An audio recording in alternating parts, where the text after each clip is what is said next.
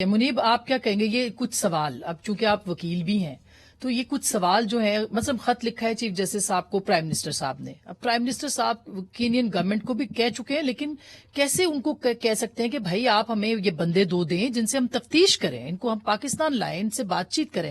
ایسے لگتا ہے سب سیاست کر رہے ہیں. نہیں دیکھیے، سب سے بنیادی بات تو یہ ہے، اور یہ جو میں نے انگلینڈ والی بات کی، یہ شاید مرتضی علی شاہ صاحب بھی اس کے اوپر تھوڑی روشنی ڈالیں گے، کیونکہ ان کے ساتھ رابطہ ہوا تھا اسد شریف صاحب کا ان دنوں میں، اور شاید کوئی کانورسیشن بھی تھی، اور ابھی بھی شاید شادی کے پاس سیوڈ ہو گئے.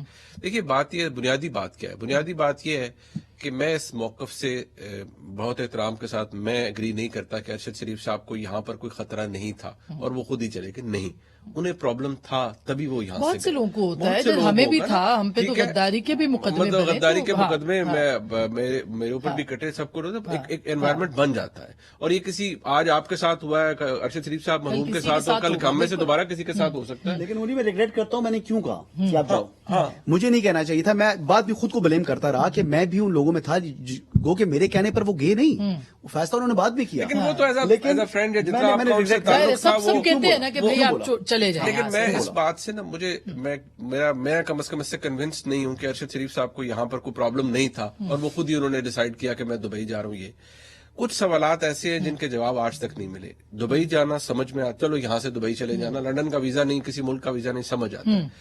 ایک تو فیکٹ ہے کہ وائی کینیا، اس کا جواب میرے پاس نہیں ہے، میں اب تک میں بھی سوچ رہا ہوں. دوسری بات یہ ہے کہ جو میرے لیے جو زیادہ امپورٹنٹ بات ہے نا، وہ یہ ہے کہ وہ پوسٹ مارٹم رپورٹ جو یہاں اسلام آباد میں ہوئی، اور وہ چیزیں یا وہ زخم جو انہوں نے حسن صاحب نے خود دیکھے ہیں میت کے اوپر، ارشد شریف صاحب کی میت پہ، دیکھیے وہ ان کی بہت اہمیت ہے. ہی از اے وٹنس ٹو دیٹ. انہوں نے اپنی نیکڈ آئی سے وہ چیزیں دیکھی.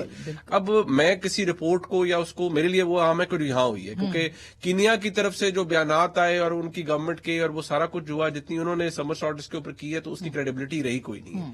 فیکٹ یہ ہے کہ ارشد شریف صاحب کے بچے آج یتیم ہیں. بالکل. ان کی والدہ کا بیٹا اس دنیا میں نہیں رہا. بالکل. اور وہ جو مرضی مانیٹریلی آپ ان کو دے دیں، سب کچھ کر لیں، وہ بچوں کا باپ واپس نہیں آئے گا، اور ماں کا بیٹا واپس نہیں آئے گا. پاکستان کا ایک بہت نامور صحافی تھا. دیکھیے ایک بات ضرور ہے کہ ہم ارشد شریف صاحب کا جو موقف تھا، ہم سارے، میرا ان سے بڑی لمیٹڈ انٹریکشن تھا، لیکن ڈفرنس آف اوپینین ہوتا ہے، ہو جاتا ہے. لیکن خدا نہ خواستہ میں نہیں سمجھتا کہ پاکستان کی جو جرنلسٹ فریٹرنیٹی ان میں سے کوئی ایسا تھا وہ یہ کبھی سوچ رہا ہو کہ ارشد شریف صاحب ہوں یا کوئی اور جرنلسٹ ہو تو اسے خدا نہ خواستہ کوئی ایسا نقصان نہیں پہنچے. میں بریک سے پہلے کوئکلی ارم کو چونکہ جانا ہے اور مرتضی علی شاہ ہمارے ساتھ ہوں گے. ارم کوئکلی آپ سے پوچھوں، یہ خرم اور وقار کو ابھی تک کیوں شامل تفتیش نہیں کیا گیا، اور اگر کیا گیا ہے تو کیا وہ جیل میں ہیں، باہر ہیں، کیا اس پہ کوئی آپ نے پوچھا؟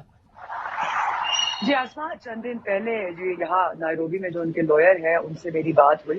انہوں نے ملنے سے تو انکار کر دیا، لیکن چند سوالوں کا جواب دیا اور کہا کہ خرم اور وقار جو ہے وہ کینیا میں ہی موجود ہیں اور وہ یہیں رہنے کا ارادہ رکھتے ہیں تاکہ وہ جو ہے کینین اتھارٹیز کے ساتھ کوآپریٹ کر سکے. ان کا یہ کہنا تھا کہ انہوں نے کینین اتھارٹیز کو بھی اپنا بیان دیا، اور وہ جو 2 رکنی فیکٹ فائنڈنگ مشن پاکستان سے آیا تھا ان سے بھی ان کی ملاقات ہوئی، ان کو بھی اپنی اسٹیٹمنٹ دے گی.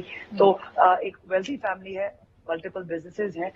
لائر کے مطابق اب وہ یہیں پر ہے، لیکن وہ میڈیا سے بات نہیں کریں گے جب تک یہ انویسٹیگیشن چل رہی ہیں. بہت بہت شکریہ ارم، آپ نے ہمیں جوائن کیا. مرتضی علی شاہ صاحب، ہم آپ کے پاس بھی آئیں گے اس معاملے کے اوپر، خرم اور وقار والے ایشو کے اوپر، اور پھر کچھ پولیٹیکل سٹوریز بھی ہیں، لیکن ایک بریک کے بعد واپس آئیں گے. ہمارے ساتھ رہیے گا.